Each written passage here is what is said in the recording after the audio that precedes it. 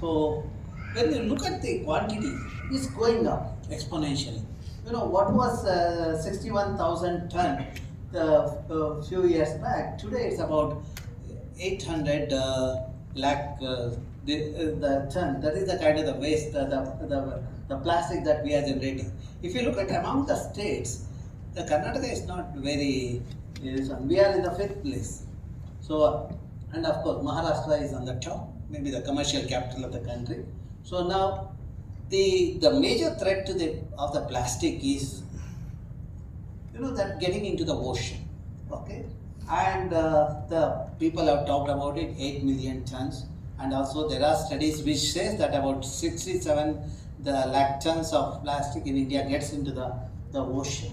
That is where we have to worry about the implications of that. Now, who are these people who are creating this mess? Now, when you look at this one, I would say the people. Of course, there are alternatives. We have been doing it as Indians. We have been doing it, and by and large, we are not creating a mess in the system. But now, slowly, these things, getting into the plastic, the plastic bottles, the water bottles, or the cups, and all those things. These are the ones which can be avoided. In fact, I organize a symposium where my audience is 800 to 1,000. I don't use plastic plate or the cup. It's a steel plate, and I think my students also confirm that.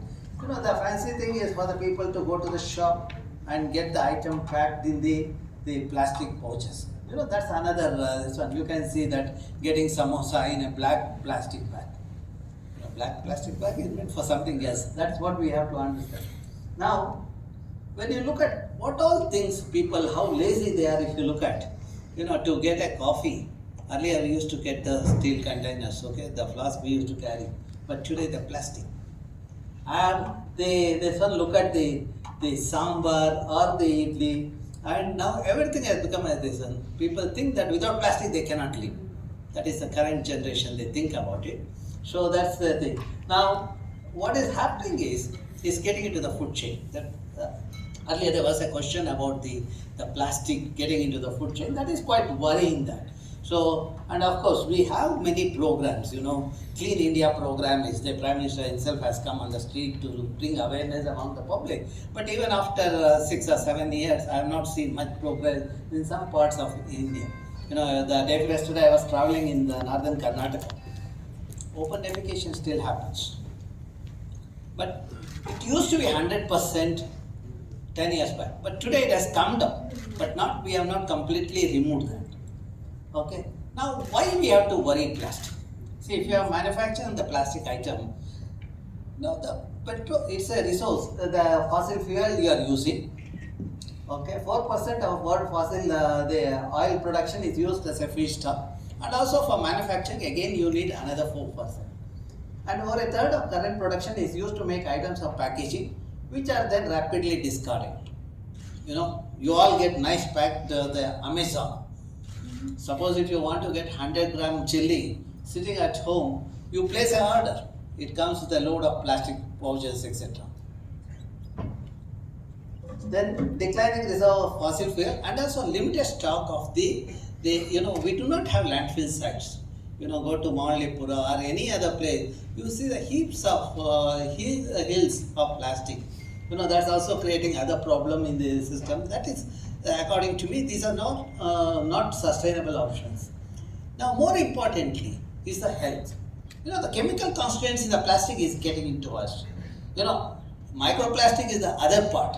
But before that itself, if you look at, these are some of the chemicals which are used in the plastic, that are getting into this one, and it's creating the problem like cancer or the neurological damage, endocrine disruption. That today I have seen earlier, the people at the 80 or 90 getting the nervous neural disorders, I used to think, okay, it is inevitable. But today the people who are in 40 and 50 have started complaining about it. That means there is something to happen in the mistake we are doing in our system. And also there is consumer products. Again, the plastics is getting in there. So the microbeads and this one, when you use the cosmetic or etc., that again those microplastic is getting into the aquatic food chain, etc. Okay.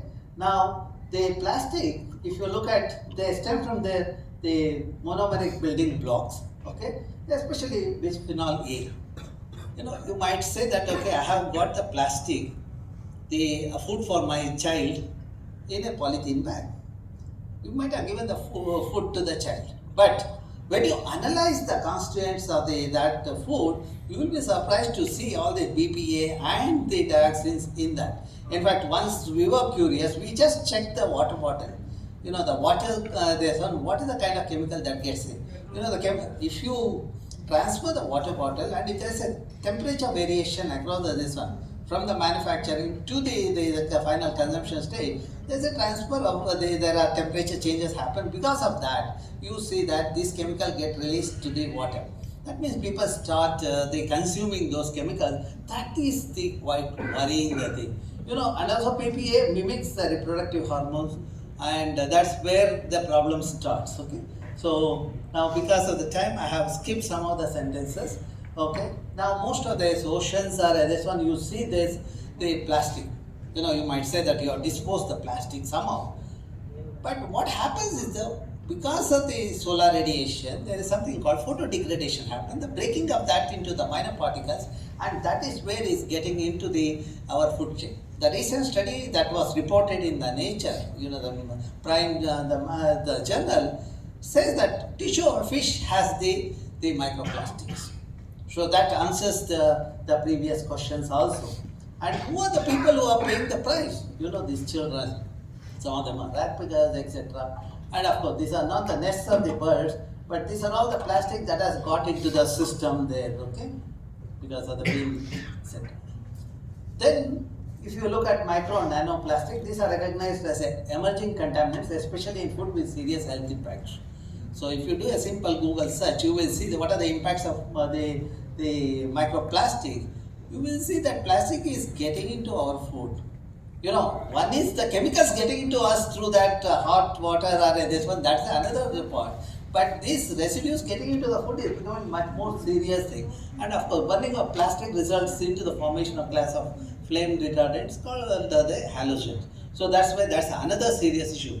See, I have seen people burning the plastic, especially when the small towns, when we go there, the municipality does the burning. Of course, we have objected in the districts like Uttara Kannada, etc., where we work extensively. But that is something we have to bring this one. But first and best solution is, let us stop using the plastic. Okay. And if you look at since I am from ecology, see the 260 species of the fauna known to ingest or become entangled in plastic debris. These are the other threats. And if you look at the kind of the BPA that gets into this one is also people have estimated 0.1 to the 10 microgram per liter. And when you look at this, there are variation of the BPA which people have analyzed in the urine, and they find that in the children's the BPA quantity is slightly higher compared to the adults and this one, and also the women. So then, elevated exposure of women of childbearing age are highly vulnerable to the BPA that put the developing fetus and children at elevated risk. So sometimes the miscarriages happen, and these days those are quite common actually. Okay. Now, when you look at this, and that's where I say that if you really think of future of India, I would say we should put an end to this plastic. We need to beat plastic pollution. Okay. So, and the plastic, if you come to the city of Bangalore, you will see that our drains are all blocked because of the plastic debris that are dumped there. So that's the flooding is happening in some of the local spots. And don't think this monkey has got because of the cold environment, it's entangled in the plastic. And also these birds consuming the plastic, this one, what happens, it finally dies because of the starvation. So it cannot take any other food. But what is the solution for this? The best solution is, let us be responsible and refuse to use that. So that when you refuse, in fact, I go to many forums and all those things. When people give me the bouquet, I refuse to take it. Or even when people offer me the food in the plastic, I say, I don't want to eat. The other day I went to one of the college, and afternoon the lunch was served. But when I saw the food plate was full of plastic, I refused to take. I said that I don't want, I would rather starve and go back home and have food at home. So that is what we need to do it. So then, of course, these are the other options. Swati talked about it, reuse, recycle, etc. But they also have other the residues left in the system. You know, the gaseous form and all that invisible thing creates a problem in the system. Okay. Now you can see that. Now, of course, the children don't even have the place to swim. You can look at the way the some of the aquatic ecosystems, the lakes in Bangalore or this one, you see this kind of situation. The child is trying to swim, but with the plastic surrounding. Okay. Now, what can you do? I would say that stop buying water. I don't say don't drink water. I said stop buying the bottled water. And then avoid using straw and plastic bags. In fact, that's another way of bringing down the burden of the plastic. Then reject, reduce, reuse and recycle plastics. Okay. Now, these are the things what I said I have summarized in this slide. Now, of course, we have the norms. If you look at solid waste management rule, Dr. Almitra Patel was instrumental in that. That we have the distinction of bringing out these issues in this one, taking it to the Supreme Court. Madam Almitra Patel did it. Her effort led to the 2000 municipal solid waste rule. Then it was amended, and of course the refined version has come in the 2016. What should have happened is door-to-door collection and segregation of waste at source. If we have done that, probably we would have solved that. And according to the rule, biodegradable waste cannot go to the landfill. Then we need to recover the biodegradable waste. Okay. And finally, only the inert material should have gone to the landfill site. But because of the mafia, the nexus of engineers, contractors, and the consultant, we see everything getting mixed. I always keep asking, we elect the MLAs, legislators, and councillors. Their job is to do the legislations. But why they become the managers of the waste? The moment they become managers, this is the mafia that is creating the mess. This is what we have to put an end to that in the system. Okay. So now, when I look at Bangalore problem, don't feel bad. The truth always hurts. The problem of Bangalore is irresponsible citizen. Okay. Then weak regulatory mechanism, inefficient municipality, and this nexus of the contractors, engineer, corruption. You might ask why I have written irresponsible citizen. People are responsible. But if you come with me to the field work, you will understand. The other day when I was in Valandur Lake, I see somebody coming in a BMW, throwing a polythene bag with a waste, household waste, into the Valandur Lake. Then I called that person, I said that why are you doing it? They said, this is the location I'm supposed to dispose of my waste. Why are you standing here? That's a question asked to me by a well-dressed person. Okay. I will not talk about the gender of that person. Okay. Then the next day I thought that okay, maybe I have done this one. Let me go to the Vartur Lake. Myself, my student was standing. That is after Ganesha festival. A couple comes in a scooter. I was curious. They stopped the vehicle. I thought that they must have come to do the Visarjana of Ganesha. Then poor Ganesha was sitting in a polythene bag. They just threw that Ganesha into the water and went off. See, that sanctity that was there required, and this one, that's where sometime back, about a decade back, I said, why are we making the Ganesha to drink the sewage? That's the time we said that we should immerse it in the bucket and throw that the soil in the garden, that kind of thing. We started talking about it. And of course, there are some improvement. Had that improvement been 100%, we would have had a cleaner Bangalore. Okay? And these are the functional elements. When you look at the waste, how much time it takes to degrade. Organic is about a week or two. Whereas your plastic, if you look at it, is 1 million years. It's not even our lifetime, it's many this one. That's where one has to be careful on that. Okay? And segregation happens. This is where the mixing happens. This is where the gap comes. Mixing is done deliberately because when this vehicle passes through the weighbridge, they are paid based on the weight. Naturally, they do the thing, and some of the places I have seen them they sprinkling the water to increase the weight in the weighing bridge. And one of my students did the study to find out where all people dump the solid waste. These are all the locations. This is not the small, the waste what you throw in your neighbor's compound. This is, we have measured 10 feet by 10 feet area and reside for more than a week kind of a thing. And there are, majority of them are in the drains and in the lake bed, etc. And during the monsoon, when we did the study, see the havoc these have created. The Kale Anjaneya temple, if you go there, the drain is narrowed out, and unscientific design of the flyover that has contributed the flooding in the region. But more importantly, it is aggravated because of this the waste being dumped in that area, okay, in that drain, okay. Then what can be done? Of course, the Bangalore is always in this one. We have given the solution. People had talked about composting and the biomethanation. People install the biomethanation plant in some of the localities. But this mafia do not want that biomethanation plant to work. They somehow convince the Paura Karmikas and make sure that organic waste doesn't go to the biomethanation plant. If you want, you can check in the Jayanagar, okay? And this, some of the enterprising youngsters have come up with this kind of a three-part this one. And some places people are doing it. It's not completely this one. At least 3 or 4% of Bangaloreans are practicing some of these waste management strategies. And if you see that, our friend is doing a good job of recycling. Even when I was a child, I used to see these people doing the job. They used to collect the material which has a recycle value, and they used to recycle it. And of course, in other states, you see that people have converted into artifact.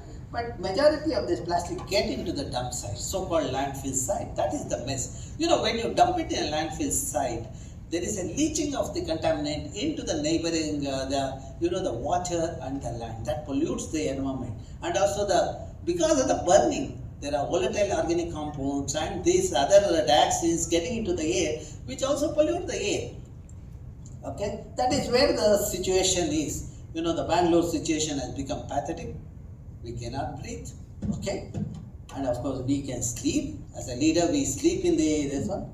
And the mismanagement at every stage is creating the mess. Okay, so and of course the pollution also. If you look at the pollutant, the greenhouse gas footprint, because of the waste mismanagement, solid and liquid waste constitute about 8 to 10% in Bangalore. Okay, and of course there are other architectures and all those things that creates other mess. I will not get into the details of that. That also is enhancing the GHG footprint. Okay, now let me show you the Bangalore situation, and then if you look at Bangalore, ours is an undulating terrain. Taking advantage of undulating terrain, our elders created the interconnected lakes. We had 1,452 water bodies and 80% green cover way back in 1800. At that time, temperature in the city was 14 to 16 degrees Celsius, and during December the temperature was 0 degrees Celsius. And because of that, we were growing apples in a place called Palace Orchard, closer to IISC. But today, what are we growing? The waste, everywhere waste. And what is the number of lake we have in Bangalore? 193. Okay. And what have we done? Poor Kempegowda, when he was there, he created the lakes. Today we have put a statue at the outskirts of Bangalore. Poor fellow has to see the dying city standing there. Okay. Now the lake are interconnected. One of the things I keep telling the government, I've been telling is, you all talk about interlinking of river. First, show me the success story of interconnecting the lakes in Bangalore, so my problem of flooding in the city will come to an end by that. Because the blockages, we have the problem of the flooding. Okay. Now, if you want to understand the linkage between the groundwater and the lake, when the lakes were there, we had water at 80 to 100 feet. When the lake was removed, in 5 years it went down to 600 feet. Today, in some of the localities, the groundwater table has gone down to 1,900 feet and there's no water. If you go to Nakshettihalli, some of the residents will complain to me about the no water. That means we are not allowing the water to percolate. That's where we are losing the groundwater. Okay. And if you want to understand the worth of the lake, is about, in terms of the fish, etc., is about 10,500 rupees per day per hectare. But when we pollute the lake, it comes down to 20 rupees per day per hectare. Now, if you want to see who are the people depend on the lake, fishermen, washerwomen, this section of the society. But when we pollute the lake, naturally that section of the society loses their livelihood. Okay. Now, what is the threat to the wetland? Are the lakes in Bangalore? Unplanned urbanization.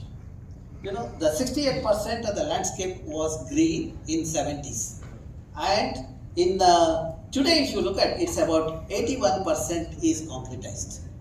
Okay, and if you see the way the growth has happened from 92, you can see that with the industries coming up in Pune and Koramangala, you see changes have happened. Then 2000, outskirts of Bangalore, you see the changes happening. Then 2006 intensification, 2009 further intensification, and then 2021 is about 84%. And if you look at 2022, it's 85%. And if this trend continues, 98% of Bangalore will be choked with the concrete.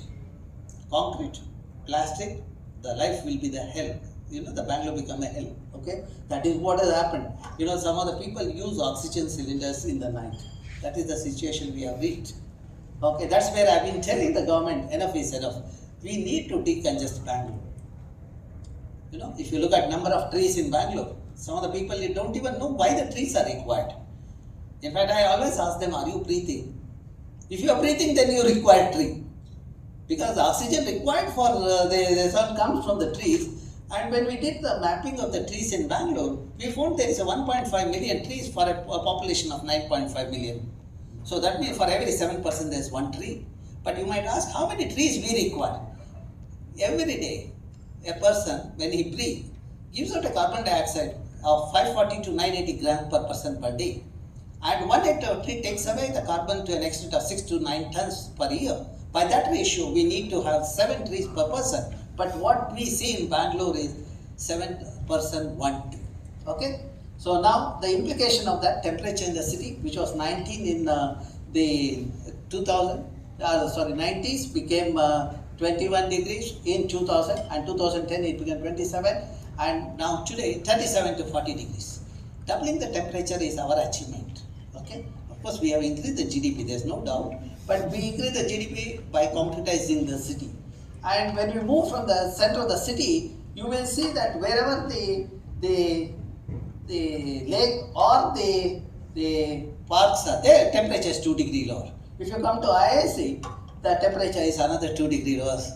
So probably that's where the good science happens in an institution like IISC, because of the prevailing good environment. But I don't know, maybe somebody from other part of Bangalore come to the IISC, they might convert IISC also into a concrete chamber. Okay. These are the implications, changes in local temperature, lakes have become seasonal, groundwater table has declined. And if you look at the connectivity among the lake, see today the remote sensing data shows that connectivity is lost.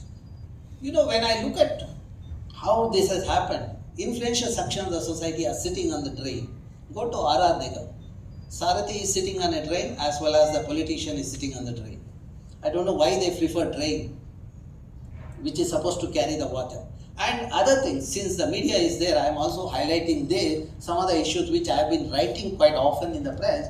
So, there is every time when flooding happens, it has become a fancy for every chief minister to announce 1,000 crore, 1,500 crore for remodeling of the drain. None of us question that. The journalism should take such issues and bring to this one. You can be a good ambassador and make the changes happening in the system. We scientists give the solution, but to communicate to the decision-making body, I think the journalists play a very prominent role. That's where aptly they are known as the fourth pillar of the democracy. Now look at the drains in the name of remodeling, what they have done. For example, between Belandur and Agara, the drain width was about the 45 meter, okay, as per the cadastral map. Today you go and see in the name of remodeling, it has been changed to 20 meter or 18.5 meter. Because of that, Koramangala is flooding. And when the Koramangala was flooding, I just was curious why this remodeling happened, because for every kilometer, 8 crore is the money spent. Did they solve the problem? They have not solved the problem. They aggravated the problem. The flooding happened with the remodeling. Then when the flooding happened, when people protested, they put another drain in front of the parallel to this. While laying this line, 40%, and new line again another 40%. So that's where you should not think only 40% is the norm. It is beyond that. Okay, and between two lakes, the region is supposed to be the valley zone, which as per the norm it is a conservation zone.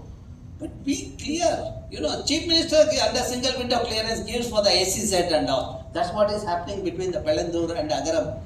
SEZ, and of course it is in the Supreme Court. I prepared a report and gave it to the activists. They have taken it to the Supreme Court. So this is where we are choking the city. These are the glories of the city. Look at the way the dumping happened. The lakes have been polluted. The people encroach, and we let the effluent into the water body. When the water body is filled with the pollutant, naturally it is covered with the invasive species of water hyacinth, etc. When you look at the green, don't think Bangalore is a garden city. That shows that the Bangalore is contaminated. Okay. So now, what is the thing? The frothing happened and fire happened. I have traveled many parts of the globe. Nowhere people have shown me coexistence of fire and water except Bangalore. And what is the solution for the froth? Myself, Dr. Almitra Patel, talking about how to reduce this frothing by bringing restriction on phosphorus in detergent. Scientifically we have proved that is the causal factor. But what the Babus of Bangalore did, because the froth was coming to the road, they just put the barricade. They said that they have solved the problem. I wrote an article saying that this is an ad hoc. It is not going to solve the problem. It is only the solution for 4 days. But as I predicted, 5th day the froth crossed over. By the process, they spent 2 crores. The money spending is the agenda, not the solution. That is what in democracy we have to question. Where will I find the people with spinal cord in India? That is, degeneration has happened to such a level, every fellow has lost the spinal cord. When will we regain the spinal cord? And our food is getting polluted. That is another part. The productivity of the aquatic ecosystem in terms of the fish has come down. Because when the green plant covers the lake, the sunlight doesn't penetrate. In absence of sunlight, you don't have the fish. You don't have algae. Because algae is not there, you cannot see the next zooplankton or the fish in the system. Okay? Now, other part you look at, the fish. Out of curiosity, we analyze the fish. And also people use this lake water in the surrounding area for growing the vegetables like spinach, pudina, etc. When I analyzed that, all of them had heavy metal. The heavy metal in the food is creating a mess in Bangalore. If you don't want to take this word seriously, I do not know what will happen to the Bangaloreans. The kidney failures are increasing in the city. Cancer is increasing. Kidney failure, which was 1 in 1,12,000 years back, today is 1 in 5,000. You can go to the where the studies are done on the kidney failure, you will understand that. Okay, and neural disorders are increasing in the city because of this. That's quite worrying. And the younger children are becoming a victim of this. The other day when I went to one of the school in Ramgondahalli, the government school, 8th standard boy had lost the kidney. The another school, the girl child had lost a kidney, the LKG. And the same school, 8th standard kid had lost both the kidney. Then the teacher wanted me to visit the other classes. I told madam, please don't take me, I cannot see this situation. Then after a year when I visited that school again, I asked what happened to the 8th standard kid. The teacher said, she is no more. The youth are asset of our nation. Healthy youth are asset of the nation. But what are we doing? We are giving poison, heavy metal to them. And there are experts in Bangalore to say that there are no heavy metal in this water. That's also another thing. Myself, Vishwanath, we have highlighted this heavy metal problem so many times in various forums. And we are now rejuvenating the lake. Of course, one is scientific solution happens. We prepared a document to say what needs to be done. Criticizing is one part. We also gave the solution. And that report was taken to the court. NGT penalized the government of Karnataka 500 crores. Now with that 500 crore, rejuvenation of the lake is happening. You can say that IISC report, the worth is 500 crores. we are getting the solution. Now that lake is being rejuvenated, Belandur and Vartur. One of the important step in the rejuvenation is we need to do the desilting, because silt that has moved from the catchment is stored in the lake, which is not, have become a the pairs of face kind of thing in the lake. It is not allowing the groundwater to recharge. So when I did the quantification of this silt, I found that 11 million cubic meter of the silt is there in the system. What is the worth of that? If you see, when you talk in terms of money, only people will take it seriously. So I said that if you convert it to brick, it is about 1,500 crores. Then I also looked at the nutrient. Myself, my students, we looked at the nutrient. We saw that NPK is so rich in that. The N, is equivalent. You can fertilize the soil in Punjab. If you look at P, you can fertilize soil in UP, and K can do it in Telangana. So when this these things started, there are some people started saying that, oh, Bangalore will be choked with the traffic problem already there, and TVR is also making the silt to move in the city is the thing. But what I did was, we had a meeting with the local farmers in the Vartur region. We convinced them. We analyzed our silt, and we ensured that we are not giving the contaminated silt to them. So since I was in NGT, we also asked the CPCB and KSPCB to do the analysis, and all the three reports showed that there are no heavy metal in the silt, in the Vartur, because Belandur acts as a wetland. So that way the Vartur lake, the silt can be used for the agriculture field. About 400 acres we supplied the silt. After 4 months when I visited that region, the farmers had a bumper crop. Each farmer tells me per acre they got 1.5 lakh rupees additional. Because the silt is rich in nutrient, they didn't buy the fertilizer. And productivity of their crop is higher. All this made them the thing. When I went there, I had a royal treatment. My car was filled with all kinds of vegetables. Then I have to share with my colleagues in IISC, because we cannot eat so much vegetable in a week's time. Okay? And what else the scientist can do, I will take another 2 or 3 minutes. Is that okay? Or should I wind up? Okay. One is, let us not pollute the water. If we are doing it, let us clean it. Okay? Rainwater harvesting is the next thing. Mini forest in each ward will solve the most of the problem in the city. And more important is sensitizing the youth.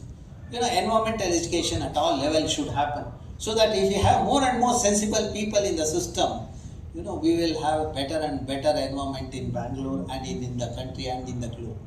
Okay? Now, this is this one, the implemented in Chakkur Lake. Vishwanath is also actively involved in this. See, Chakkur Lake and surrounding, there were 25 wells were there way back in 2005.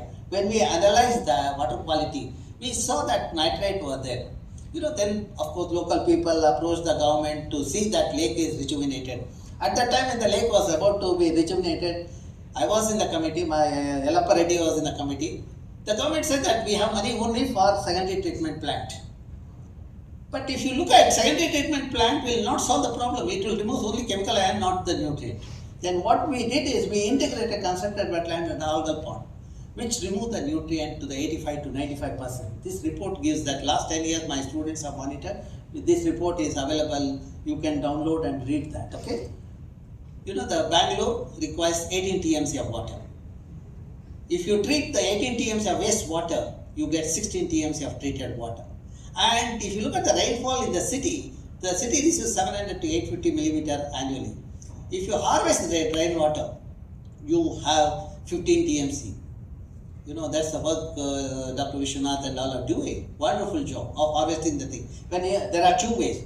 One is rooftop harvesting. Individual house get additional water. The most effective thing is rejuvenate the lake, retain the rainwater in that. 15 TMC of water, you can store it in that. That's what earlier people did. But this model can work only with a 5R formula. When people are responsible, they rejuvenate the lake, they can retain the rainwater, and then only we will have 31 TMC. Otherwise, people talk about, Mekedatu, Linganmakki, getting water from other place.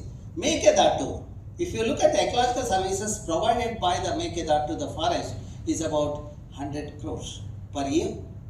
And if you look at the hydrological service provided by the forest in the Mekadatu region where the reservoir is coming up is about 100 TMC. You know, to construct a dam of 65 TMC, we are damming the forest of 100 TMC. You know, when I wrote that article, of course, Karnataka was not very happy because people behind that were not willing to accept this, our theory of decentralized rainwater harvesting, and also not treating the forest as the hydrological reservoir.